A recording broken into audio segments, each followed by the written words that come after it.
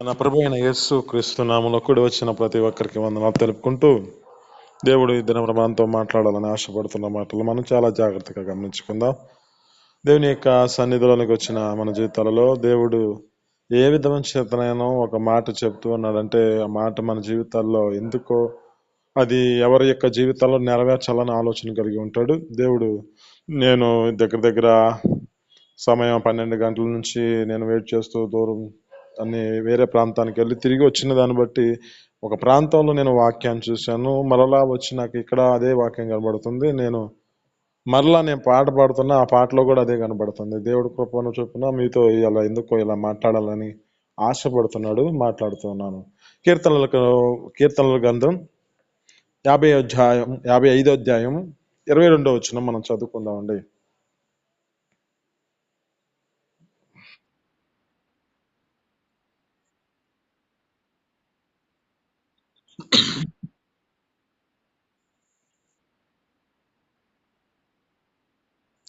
హల్లెలూయా. ఇక్కడ ఉన్న మాటల్లో చాలా జాగ్రత్తగా గమనిస్తే, నీ భారము యెహోవా మీద మోపుడి, అప్పుడు నీ భారము నీ జీవితంలో ఉన్న స్థితిని బట్టి తొలగించబడుతుంది. నీ భారము ఆ దేవుని మీద ఆధారపడితే, ఆ దేవునికి మనం జీవితాలలో అప్పగించుకుంటే, మనకున్న భారాలన్నిటినీ విడిపించాలని దేవుని యొక్క ఉద్దేశము. నీతిమంతులు తమ జీవితాలలో కదిలించబడరంట. అంటే వీరి జీవితాలలో ఎలాంటి శ్రమ వచ్చినా, ఎలాంటి బాధాకరమైన పరిస్థితి వచ్చినా, ఎలాంటి ఉపద్రవాలు, ఎలాంటి ఖడ్గమైనను, ఎలాంటి ఇవి ఏవి వచ్చినా తమ జీవితాలలో కదిలించబడరని లెక్కన వస్తుంది. అంటే నీతిమంతుడు తమ జీవితాలలో నీతిని అనుసరిస్తున్నాడు కనుక తనకి అపాయము వస్తుందని, అపాయం వచ్చిందని అతడు భయాందోళనకు కారణం కాడు. ఆ భయాందోళనకి తన జీవితాన్ని అప్పగించుకోడు. ఎందుకంటే తన జీవితంలో దేవుని మీద భారాన్ని మోపుకుంటున్నాడు. ఒక మాట మీకు జ్ఞాపకం చేస్తున్నాను. ఏ విధమైన స్థితిలో ఉన్నారంటే, ఒక దినాన సౌలు గారు యొక్క జీవితాల్లో ఇశ్రాయేలు ప్రజల మీదుగా రాజుగా కొనసాగించబడుతున్న పరిస్థితులు అవి. అయితే ఆ దినములలో ఒక ఫిలిష్తీయుడైన ఒక గొలియాతు అనే వ్యక్తి వారి మీదకి రంగలు వేస్తూ వారిని ఏ విధమైన చేతనైనా హతమారుస్తానని కేకలు వేస్తున్న పరిస్థితి. అయితే ఇది తమ జీవితాలలో భయాందోళనకు కారణం చేస్తుంది. సౌలు గారు తన యొక్క సైన్యము తన జీవితంలో ఉన్న పరిస్థితుల్ని జ్ఞాపకం చేస్తే, అక్కడున్న వారందరూ భయాందోళనకు కారణమై దాక్కున్న పరిస్థితి కనబడుతుంది. ఎందుకంటే వీరి జీవితాలలో ఏమంటుంది అంటే, లేఖనాలు బట్టి చదువుతున్నమాట, నీతిమంతుడు కదిలించబడడు అంటుంది. అయితే ఇక్కడ ఈ యొక్క సౌలు గారిని తెలియజేస్తున్న మాటల్లో జ్ఞాపకం చేసుకుంటే, ఇతడు నీతిని అనుసరించి జీవించేవాడైతే, నీతిలో తన జీవితాన్ని కదిలించకుండా తన జీవితాన్ని నడిపించుకుంటూ అతడు దేవుని మీద ఆధారపడినట్టయితే తన జీవితంలో గొప్ప కార్యం జరిగించగలిగిన శక్తి అతనికి అనుగ్రహించబడేది. ఇక్కడ అంటున్న మాటలో, నీ భారము యెహోవా మీద మోపుము, ఆయన నీకు ఉన్న సమస్త వాటన్నిటి నుంచి విడిపించగలగడు. ఆయన నీ జీవితంలో ఏ విధమైన స్థితి నుంచి ఆ భారం అంతటిని తొలగించగలిగిన జీవము కలిగిన దేవుని మనం ఆరాధిస్తున్నాం. అయితే ఇతడు ఏం చేస్తున్నాడంటే, అక్కడున్న పరిస్థితిని జ్ఞాపకం చేసుకుంటే, అతడు యుద్ధము నాది అనుకుంటున్నాడు, కానీ యుద్ధము యెహోవాది అని యెహోవా మీద మోపట్ల. అయితే ఇతడు భయాందోళనకు కారణమై ఆ పరిస్థితిలో నడిపించబడుతున్న వ్యక్తిగా కనబడుతున్నాడు సౌలు గారు. ఇశ్రాయేలు ప్రజల మీదుగా మొదటిగా రాజుగా ఏర్పరచబడిన మొదటి వ్యక్తి యొక్క సౌలు గారు. మరి ఈ యొక్క సౌలు గారి యొక్క జీవితంలో జ్ఞాపకం చేసుకుంటే, మరి దేవుని ఎదుట తన జీవితాన్ని శక్తిని పొందుకున్నవాడిగా కనపడతాడు. ఆ దేవుని యొక్క ఎదుట జ్ఞాపకం చేసుకుంటే ప్రవక్తలలో ఉన్నాడనే ఒక సామెత పుట్టిందంట. అంటే దేవుని యొక్క ఆత్మ తన మీదకి వచ్చినప్పుడు బలమును పొంది నూతనమైన ఆత్మను పొందుకొని నూతనమైన శక్తిని పొందుకొని తన జీవితంలో దేవుని సన్నిధిలో ప్రవక్తగా ఆ యొక్క ప్రవక్తలలో ఉన్నాడనే సామెత, అంటే ప్రవక్తలలో ప్రకటించేవాడిగా కనపడినట్లుగా కనబడుతున్నాడు. మరి ఇతను అధైర్యపరచబడిన పరిస్థితి ఏంది? ఇతని జీవితంలో అతని యొక్క స్థితి ఏ విధమైన స్థితిలోకి వెళ్ళింది అంటే, అతడు దేవుని మీద ఆధారపడాల్సిన వాడు, దేవుని మీద భారం మోపుకోవాల్సిన వాడు ఏం చేస్తున్నాడు అంటే, తన జీవితంలో ఈ యుద్ధము నాది అనుకుంటున్నాడు, కానీ తన జీవితంలో యుద్ధానికి బయటికి రావట్లా. యుద్ధానికి తన జీవితంలో సిద్ధపాటు కలిగి స్థితిని బట్టి నడిపించబడలేని పరిస్థితి తన జీవితంలో పిరికితనం వచ్చేసింది. ఈ దినం నీతో మాట్లాడుతున్న మాటల్లో జ్ఞాపకం చేసుకుంటే, ఈ లేఖనాల్లో సెలవిస్తున్న మాటల్లో 11వ అధ్యాయం మత్తయి సువార్త 28వ వచనంలో అంటాడు, ప్రయాసపడి భారం మోస్తున్న సమస్త జనులారా నా యొద్దకు రండి, నేను మీకు విశ్రాంతిని కలుగజేస్తాను అంటున్నాడు. అంటే ఇక్కడున్న మాటల్లో మనం జ్ఞాపకం చేసుకుంటే, మీ భారము యెహోవా మీద మోపండి అంటున్నాడు. అంటే ఈ భారము మన జీవితాలలో ఆయన మీద మోపితే మనకి విశ్రాంతి దొరుకుతుంది.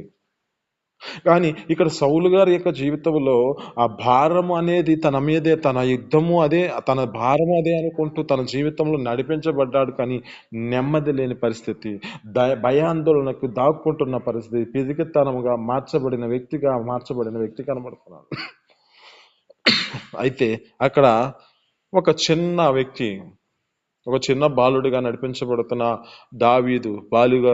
బాలుడగు దావీదు గారు అక్కడ ఆ వ్యక్తి ఆ విధమైన స్థితిని తిరస్కరిస్తున్న పరిస్థితిని గుర్తు చేసుకుంటూ, ఇతడు ఇశ్రాయేలు ప్రజలను తిరస్కరించటకు ఇతడు ఎంతటి వాడు, ఏ పాటి వాడు అని చెప్పి అతని మీద రెంకలు వేస్తున్న సమయంలో సైనికుడు ఒకడు చూసి, ఆ సైనికుడు ఆ వ్యక్తిని చూసినప్పుడు, అయ్యా ఇతడు సౌలు గారి గురించి ఈ గొలియాతు గారి గురించి కేకలు వేస్తున్నాడు అని చెబుతున్న స్థితిని బట్టి ఇతను తీసుకొచ్చినప్పుడు చెబుతున్నాడు, ఏమంటున్నాడంటే, నా జీవము కలిగిన దేవుడు, సింహాల బలము నుంచి నన్ను తప్పించిన దేవుడు, ఎలుకబంటుల బలము నుంచి నన్ను తప్పించిన దేవుడు, ఇతడు ఎంతటి వాడు అని చెప్పి యుద్ధానికి సిద్ధమవుతున్నవాడిగా కనబడుతున్నాడు దావీదు గారు. ఇక్కడ దావీదు గారు ఏమనుకుంటున్నాడు అంటే, దావీదు గారు అనుకుంటున్నది ఏమిటంటే, యుద్ధము నాది అనుకోట్లా, యుద్ధము యెహోవాది అనుకుంటున్నాడు. ఆమేన్, హల్లెలూయా. అంటే యుద్ధము నాది అనుకోవట్లేదు, కానీ యుద్ధము యెహోవాదే అని యెహోవా మీద భారం మోస్తున్నాడు. కనుకనే తన జీవితంలో విజయాన్ని పొందుకున్న వాడిగా కనబడుతున్నాడు. ఇదేమో నీతో మాట్లాడుతున్న మాటలు బట్టి కూడా నీకున్న భారము ఆయన మీద మోపు. నీ జీవితంలో ఉన్న స్థితిని బట్టి నీవు ఆ భారం మోపినప్పుడు నీ జీవితంలో ఏ పరిస్థితికి నువ్వు కృంగిపోయే పరిస్థితి నీ జీవితంలో కలిగి ఉండదు. అందుకే అంటాడు, లేఖనాలు సెలవిస్తున్న మాటలో జ్ఞాపకం చేసుకుంటే, ఆ యొక్క రోమీయులకు రాసిన పత్రిక 8వ అధ్యాయం 35వ వచనంలో అంటాడు, క్రీస్తు ప్రేమ నుంచి మనల్ని ఏమి ఎడబాపుతున్నవి. ఒకసారి మాట చదువుదామండి త్వరగా ఎవరైనా.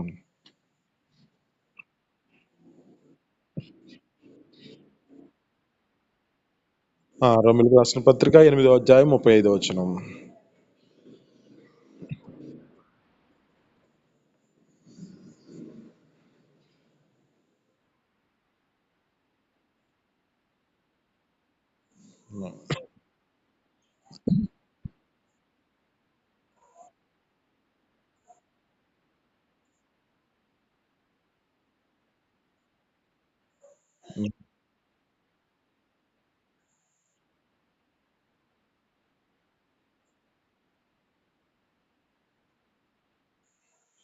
హల్లెలూయా.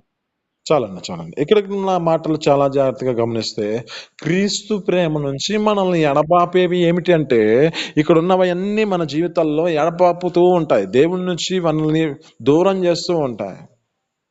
క్రీస్తు ప్రేమలో మన జీవితాలలో ఇక్కడ అంటున్నమాట, కరువైనను, వస్త్రహీనత అయినను, ఉపద్రవమైనను, ఖడ్గమైనను, అక్కడున్న ఏ స్థితిలో బాధ అయినను, వేదనకరమైన స్థితి అయినను నీ జీవితంలో కలిగి ఉన్నదంటే, నీ స్థితిని బట్టి అక్కడ ఏ పరిస్థితి ఉన్నది అంటే, నీలో ఆయన ప్రేమ నిలిచి లేని పరిస్థితి. అంటే ఆయన మీద నీ జీవితంలో డిపెండ్ చేయలేని పరిస్థితి, ఆధారపడలేని పరిస్థితి. ఇప్పుడు అంటున్నమాట, నీ భారము ఆయన మీద అంటే ఆయన మీద నువ్వు ఆధారపడితే ఆయన నీకు సమస్తము అనుగ్రహించగలిగిన దేవుడు, నీ పట్ల సమస్తము అనుగ్రహించిన దేవుడు, గొప్ప కార్యాలు జరిగించగలిగిన దేవుడుగా మార్చబడిన స్థితి కనబడుతుంది.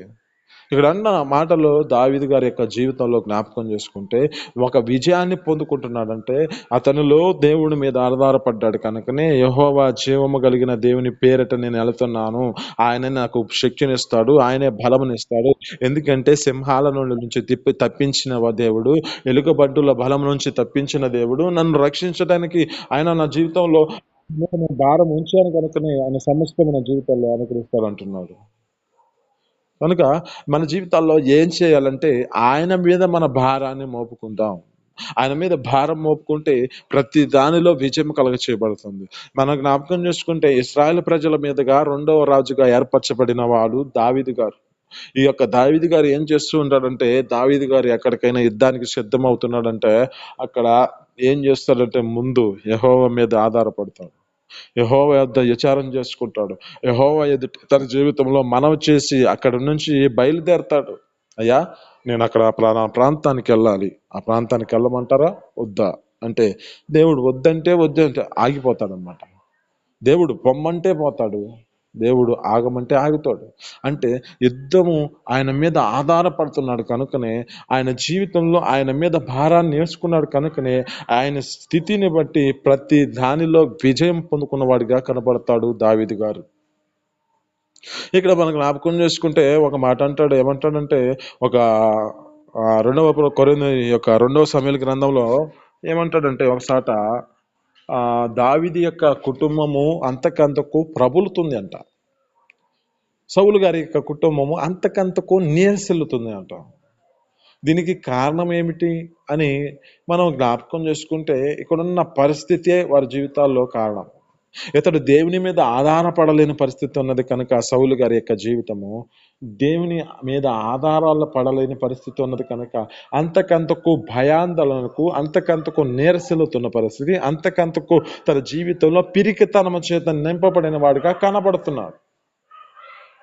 ఇద్దరు మనం నీతో మాట్లాడుతున్న మాటల్లో నీ జీవితంలో ఏ స్థితిలో నీ స్థితిని నడిపించుకుంటున్నావు? నీ భారము ఆయన మీద వేస్తున్నావా? నీ భారము ఆయన మీద నువ్వు నీ జీవితంలో ఆయన ప్రేమలో నిలిచి ఉంటున్నావా? లేక నీ స్థితిని బట్టి నీకున్న ధైర్యంతోనూ నువ్వు నీ స్థితిని బట్టి నీ గొప్పతనంతో నువ్వు కొనసాగించబడుతున్న పరిస్థితి ఉన్నదా? ఈ దినం నీతో మాట్లాడుతున్న మాటలు బట్టి ఆయన మీద మనం ఆధారపడితే ఆయన మన పట్ల గొప్ప అద్భుత ఆశ్చర్యకార్యాలు జరిగించగలిగిన దేవుడు. ఆమేన్, హల్లెలూయా. అందుకే ఒక మాట అంటాడు, ఏమంటాడంటే ఈ కీర్తనలో 91:14 అంటాడు, అతడు నన్ను ప్రేమించుచున్నాడు కనుక నేను అతనిని తప్పించేదను, అతడు నా నామాన్ని ఎరిగాడు కనుక నేను అతన్ని ఘనపరచేదను, గొప్ప చేసేదను. అంటే అతని యొక్క నామము, దేవుని యొక్క నామమును మనం ఎరిగామను కనుకనే మన జీవితాల్లో విజయాలను అనుగ్రహిస్తాడు. అతని యొక్క నామాన్ని మనం ఏం చేయాలంటే గొప్ప చేయాలి. జీవము కలిగిన దేవుని పేరట వెళుతున్నా అని గొప్ప చేస్తున్నాడు దావీదు గారు. ఆ దావీదు గారు చేస్తున్న గొప్పతనమును బట్టి తన స్థితిని, స్థాయిని మార్చేశాడు. ఇతని జీవితంలో జ్ఞాపకం చేసుకుంటే ఇశ్రాయేలు ప్రజల మీదుగా రాజుగా ఉన్నాడే, అయినను దేవుని ఎదుట తన జీవితంలో దినమునకు 7 మార్లు స్తుతించేవాడిగా కనబడతాడు. ఇక్కడ అంటాడు, ఇంకా లేఖనాల్లో సెలవిస్తున్న మాటలు జ్ఞాపకం చేసుకుంటే ఈ యొక్క దావీదు గారి యొక్క జీవితాలలో ఇంచుమించు తన జీవితంలో కీర్తనలు 90 కీర్తనల కంటే ఎక్కువగా తన జీవితంలో రాసి పెట్టాడు ఈ బైబిల్ గ్రంథంలో. ఈ దావీదు గారి యొక్క జీవితంలో జ్ఞాపకం చేసుకుంటే చిన్ననాటి నుంచి తన జీవితంలో ఎక్కడున్నా, తన గొర్రెల వెంబడే ఉన్నా, అరణ్యంలో పరిగెత్తే పరిస్థితి ఉన్నా, ఎక్కడున్నా తన జీవితంలో దేవుణ్ణి స్తుతిస్తూ ఆరాధిస్తూ దేవుని యొక్క సన్నిధిలో పాటలు పాడుకుంటూ తన జీవితాన్ని కొనసాగించబడిన వ్యక్తిగా కనబడతాడు. ఇంకేమైనా జ్ఞాపకం చేసుకుంటే ఇంకొక పరిస్థితిలో ఇశ్రాయేలు ప్రజల మీదుగా రాజుగా ఉన్న దినాలలో ఏం చేస్తున్నాడంటే ఒక దేవుని యొక్క మందస్సాన్ని తీసుకెళ్తున్న సమయంలో అతడు దేవుని యొక్క మందస్సం ఎదుట ఒక పిచ్చివాడి వలె గంతులు వేస్తున్నాడని ఒక మేకాలు అనుకుంటుంది. కానీ అక్కడ తన జీవితంలో వస్త్రము పోతున్నా కానీ దేవునిలో ఆత్మచేత నింపబడిన వాడే, దేవుని యొక్క శక్తిని పొందుకుంటూ దేవుని యొక్క నామమును తన జీవితంలో ఘనపరిచేవాడిగా, ఆత్మతో సత్యంతో తన జీవితంలో ఆరాధించబడుతున్న వాడిగా కనబడతాడు దావీదు గారు. అంటే దావీదు అంత దేవుని యొక్క సన్నిధిలో మైమర్చిపోతూ దేవుని ఆరాధించేవాడిగా కనపడుతున్నాడు. ఆయన నామాన్ని ఘనపరిచాడు కనుకనే అక్కడ అంటున్నమాట, అతడు నన్ను ప్రేమించాడు కనుక నేను అతన్ని తప్పించేదను. అతడు నా నామాన్ని ఎరిగాడు కనుక నేను అతన్ని ఘనపరిచేదను అంటున్నాడు. ఈ ఘనమైన స్థితిలో అతన్ని ఉంచడానికి కారణం ఏమిటంటే, అతడు దేవుని మీద ఆధారపడిన వాడిగా, అతడు తన జీవితంలో దేవుని మీద భారం వేసిన వాడిగా కనపడుతున్నాడు కనుకనే తన జీవితంలో విశ్రాంతిని పొందుకుంటున్నాడు. అందుకే అంటున్న మాటలో కీర్తనలోనే 91 అధ్యాయంలోనే 1వ వచనంలో అంటాడు, మహోన్నతుని యొక్క చాటున నివసించువాడే సర్వశక్తిని యొక్క నీడలో విశ్రమించువాడై ఉన్నాడు. విశ్రమించేవాడు అంటే ఈ విశ్రాంతిని తీసుకోవాలంటే ఆయన చాటులో మన జీవితాలు నడిపించబడాలి. ఆయన మీద మనం ఆధారపడితే, ఆయన రెక్కల కిందకి మన జీవితాలు వస్తే, ఆయన మనకున్న ప్రతి భారాలన్నిటినీ తొలగించగలిగిన దేవుడు మన దేవుడు. ఆమేన్. హల్లెలూయా. అంటే ఆయన శక్తిని మనం పొందుకునేవారుగా మార్చబడాలి. ఆయన యొక్క ఆయన యొక్క స్థితిని బట్టి, ఆయన మనకిచ్చిన ఈ యొక్క ధన్యతను బట్టి మనము ఆయన శక్తిని పొందుకుంటూ ప్రతి దానిలో విజయం పొందుకునేవారుగా మార్చబడాలి. ఎందుకంటే ఈ విజయం మన జీవితాలలో అద్భుతాలు చేయబడతాయి. ప్రతి స్థితిగతులను మార్చగలిగినది ఈ యొక్క దేవుని యొక్క మీద మనం ఆధారపడితే. మనం గుర్తు చేసుకుంటే ఇంకా ఎవరి యొక్క స్థితిని బట్టి ఎవరి జీవితాల్లో ఏ విధమైన స్థితిలో నడిపించబడ్డారు మనం జ్ఞాపకం చేసుకుంటే అనేక మంది జీవితాల్లో ఈ శ్వాసము చేత దేవుని మీద ఆధారపడ్డారు కనుకనే వారిలో అనేకమైన అద్భుత ఆశ్చర్యకాలు జరిగించబడ్డాయి. ఎందుకు ఇవన్నీ ఆశ్చర్యకాలన్నీ జరుగుతున్నాయి అంటే వారికి ఉన్న భారమంతా దేవుని ఎదుట తమ జీవితాలు అప్పగించుకున్నారు. ఇక అంటాడు దేవుడు ఒక మాట చూసి నిర్గమకాండంలో అంటాడు, ఒక 3వ అధ్యాయంలో అంటాడు, ఏమంటాడంటే వారు చేస్తున్న వాళ్ళు వారి చేస్తున్న విన్నపము నేను విన్నాను, వారి యొక్క వేడుపును నేను చూశాను, వారి కన్నీరుని నేను చూశాను కనుక వారి జీవితాలలో నేను వారికి విముక్తి చేయాలి, వారికి ఒక నెమ్మదినివ్వాలి, వారికి ఒక ప్రశాంతమైన జీవితాన్ని ఇవ్వాలి అని ఆలోచన చేత తను ఏం చేస్తున్నాడంటే పాలు తేనెలు ప్రవహించే ప్రదేశానికి వారిని తీసుకెళ్లాలని దేవుడు ఉద్దేశించి ఒక మోషే అనే ఒక వ్యక్తిని ఏర్పరచుకొని ఆ వ్యక్తి ద్వారా ఈ ఇశ్రాయేలు ప్రజలని ఐగుప్తులో నుంచి తమ జీవితాలు ఈ బానిసత్వంలో ఉండకూడదు, ఈ యొక్క జీవితాలలో ఈ భారం చేత నింపబడకూడదని వారికున్న భారాన్ని తొలగించి పాలు తేనెలు ప్రవహించే ప్రదేశానికి తీసుకెళ్లాలని దేవుడు ఉద్దేశించాడు. ఆ ఉద్దేశాలన్నిటిని వారి పట్ల నెరవేర్చాలని, వారి పట్ల పాలు తేనెలు ప్రవహించే ప్రదేశంలో వారి జీవితాలు నిత్యము తమ స్థితిని బట్టి సంతోషభరితులై జీవించాలని దేవుడు అంత ప్రణాళిక కలిగి ఉన్నాడే. అయితే ఈ ప్రణాళికలను ఏం చేస్తున్నారంటే మనుషుల జీవితాలలో ఏ పరిస్థితిలోకి వెళ్తున్నారంటే ఆయన మీద ఆధారపడలేని పరిస్థితి. ఒక మాట చదువుకుందాం. ఒక మాటలో మనం జ్ఞాపకం చేసుకుంటే ఇక్కడ అంటున్నమాట, 1 పేతురు రాసిన పత్రిక 3వ అధ్యాయం 9వ వచనం మనం చదువుకుందామండి. త్వరగా చదవండి.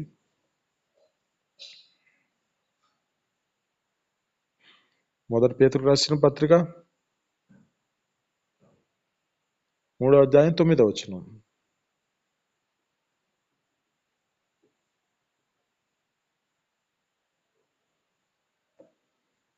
ఉన్నారండి?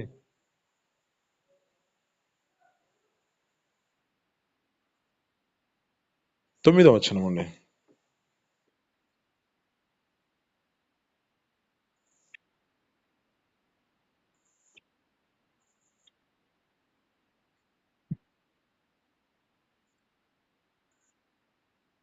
ఆమేన్. హల్లెలూయా. ఇక్కడ ఉన్న మాటల్లో మనం చాలా జాగ్రత్తగా గమనిస్తే మనల్ని పిలుచుకున్న పిలుపు ఎలాంటిది అంటే మనల్ని ఆశీర్వాదమునకు వారసులొకటికే మనల్ని పిలుచుకున్నాడు. అయితే ఈ పిలుపులో మనం ఏం చేయబడాలంటే ఆ యొక్క దూషణ చేయకూడదు. మన జీవితాలలో ఈ దూషణ చేయకుండా, కీడుకి ప్రతి కీడు చేయకుండా మన జీవితాల్లో నడిపించబడి దేవుని మీద మనం ఆధారపడుతూ అనేక మందిని మనం దీవించేవారిగా ఉండాలి గానీ శపించేవారిగా మన జీవితాలు మార్చబడకూడదు.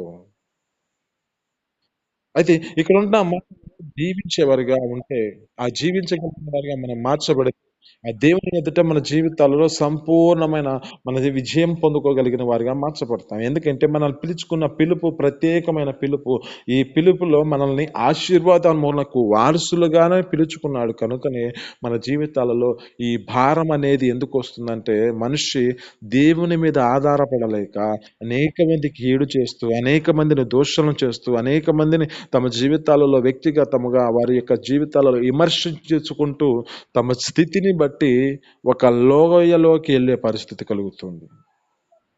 ఆయనేమో ఒక ఉన్నతమైన స్థితిలో నిలబెట్టుకోవాలనుకుంటున్నాడు. ఆయన పరలోక రాజ్యంలో, ఒక నిత్య పరలోక రాజ్యంలోని ఉంచుకోవాలని ఆశపడుతుంటే, మనిషి జీవితం ఏం చేస్తుందంటే పతనానికి దారితీస్తూ వారు పాతాళానికి దిగిపోయే పరిస్థితులను తీసుకొచ్చుకునే పరిస్థితి కలుగుతుంది. ఇద్దరం నీతో మాట్లాడుతున్న మాటలు బట్టి నీ భారము యెహోవా మీద ఆధారపడుతున్నావా? యెహోవా మీద నువ్వు వేస్తున్నావా? నీవు ప్రయాసపడి భారం మోస్తున్న సమస్త జనులారా నా యొద్దకు రండి, నేను మీకు విశ్రాంతిని కలుగజేస్తానంటున్నాడు. ఆయన మహోన్నతుని యొక్క చాటు మీద నువ్వు ఆశ్చర్యపడుతూ, ఆయన నామాన్ని గొప్పచేసుకుంటూ, ఆయన మీద ఆధారపడుతూ, ప్రతి స్థితిని బట్టి, ప్రతి ఒక్క పరిస్థితిని దేవుని మీద ఆధారపడుతూ నీ జీవితాన్ని కొనసాగించుకుంటున్నావో లేదో నీ జీవితాన్ని దేవుని ఎదుట అప్పగించుకుంటూ, దావీదు వలె స్థితిని బట్టి నీకున్న ప్రతి పరిస్థితులన్నిటినీ కనుమరుగు చేసి ఆయన నీ జీవితంలో విశ్రాంతిని ఇవ్వాలని ఆశపడుతున్నాడు. కనుక ఈ మాటలు మీ వినికిడిలో దీవించి ఫలించును గాక. ఆమేన్.